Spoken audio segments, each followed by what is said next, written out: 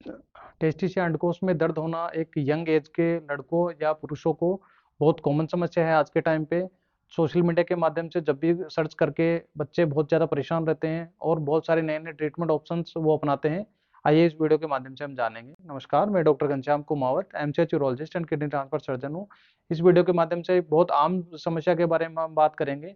Testis या गोलियों में दर्द होना, जो कि खासतौर से यंग एज के 14-15 साल के लड़कों से लेके 30-40 साल के आदमियों तक हो सकती है और कई बार ओल्ड एज के पुरुषों में भी हो सकती है। तो मोस्ट कॉमन कारण जो है, जो टेस्टिस में कोई पैथोलॉजी नहीं है यानी टेस्टिस में कोई बीमारी नहीं है, लेकिन कोई ना कोई बाहर से कोई कारण होता है, उसमें सबसे ज़्यादा टेस्टिकुलर पेन होता है जो आम समस्या है। तो इसमें है टाइट कपड़े पहनना, कई बहुत ज़्यादा जीन्स टाइट होती है, या फिर कई बार खासतौर से लॉन्ग टर्म सिटिंग जो बच्चे जीन्स पहन के करते हैं पढ़ाई के दौरान, या फिर और किसी कंप्यूटर या फिर और किसी सर्विस के दौरान जब वो बैठते हैं लंबे टाइम तक, ऐसी कंडीशन में उनको टेस्टिकुलर पेन होने की बहुत ज़्यादा संभावना होती है। और कई बार बाइक चलाते हैं खासतौर से लंबे रूट के ऊपर, या फिर जो रोड खराब है उसमें खड्डों के अंदर बाइक गिरती है बार बार, या फिर पीछे सीट के पीछे बहुत ज़्यादा लोगों को आपने बिठा रखा है, तो कहीं ना कहीं बॉडी का वेट है वो बाइक और आपके शरीर के बीच में टेस्टिस के ऊपर ज़्यादा ट्रांसफर होता है। और ऐसी कंडीशन में टेस्टिस पे पेन होने की संभावना बढ़ जाती है। और कई बार जिम करते हैं या हेवी वेट लिफ्ट करते हैं, उस कंडीशन में भी टेस्टिकुलर पेन होने की संभावना बढ़ जाती है। तो ये कारण जो मैंने बताया है, ये कारण ऐसे हैं जिनमें आपको बहुत ज़्यादा अर्जेंट पैनिक होने की ज़रूरत नहीं है, ट्रीटमेंट की ज़रूरत नहीं है। आप थोड़ा टाइम लेके भी डॉक्टर के पास जा सकते हो, या फिर आप लूज कपड़े पहनने से या बाइक अवॉइड करने से या वेट लिफ्टिंग अवॉइड करने से भी आपके दर्द में आराम आ सकता है।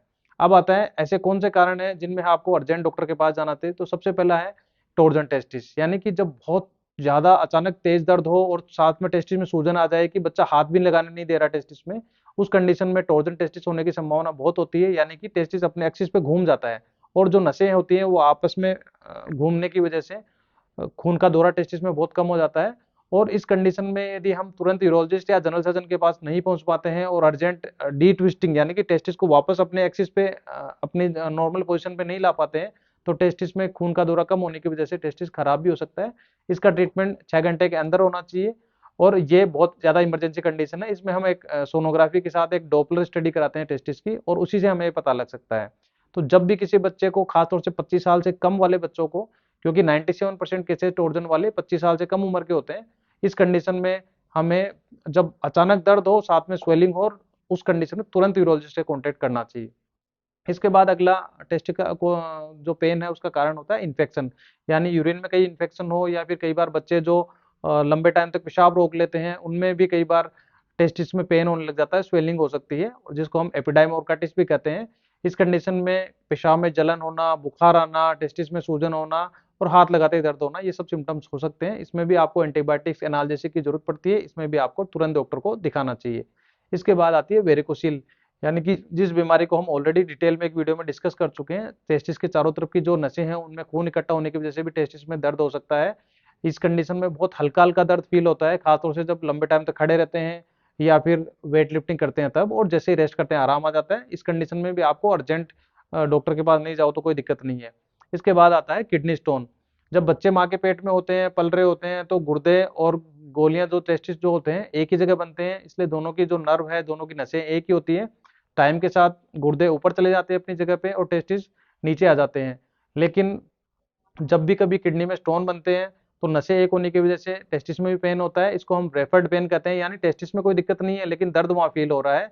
तो अब हाथ लगा के आप देख सकते हो कोई स्वेलिंग नहीं है और कोई हाथ लगाने पे कोई दर्द नहीं है, तो इस कंडीशन में भी आप आराम से रिलैक्स होके यूरोलॉजिस्ट के पास कॉन्टेक्ट कर सकते हो। इसके बाद अगला कारण आता है vitamin B twelve deficiency. Vitamin B twelve deficiency में बॉडी में कहीं भी पेन हो सकता है और टेस्टिस में भी दर्द इसके कारण से हो सकता है। इसका भी आपका ट्रीटमेंट विटामिन बी ट्वेल्व का जैसे ही आप रिप्लेसमेंट करोगे आपको आराम मिल जाएगा। इसके बाद आता है यंग एज में कई बार टेस्टिकुलर ग्रोथ होती है, जब टेस्टोस्टेरोन हार्मोन सर्ज होता है, जब टेस्टोस्टेरोन हार्मोन बनना चालू होता है तो अचानक से टेस्टिस की ग्रोथ होती है, उस टाइम पे भी थोड़ा हल्का टेस्टिस में पेन हो सकता है। इस कंडीशन में भी आपको ज्यादा पैनिक होने की जरूरत नहीं होती है। इसके बाद अगला कारण आता है क्रोनिक प्रोस्टेटाइटिस, यानी कि प्रोस्टेट के अंदर बार बार जब इन्फेक्शन होता है उसकी वजह से भी कई बार टेस्टिस की जो ट्यूब्स है वो ब्लॉक हो जाती है और इसमें हम दर्द होने लग जाता है टेस्टिस में। इस कंडीशन में आपको 3 से 6 महीने के ट्रीटमेंट की जरूरत पड़ती है और उसके बाद आपको रिलीफ मिल जाता है।